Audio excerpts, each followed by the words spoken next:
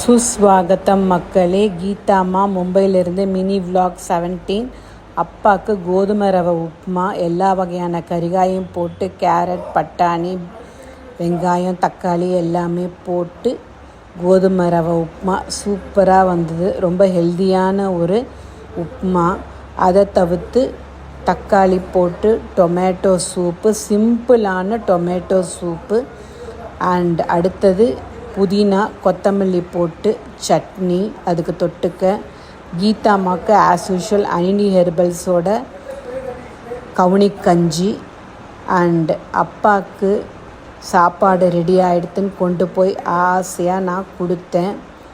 அப்பா ரொம்ப ஹாப்பி ஆகிட்டார், சந்தோஷமாயிட்டார்.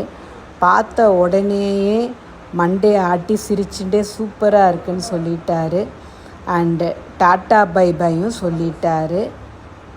Tata bye by.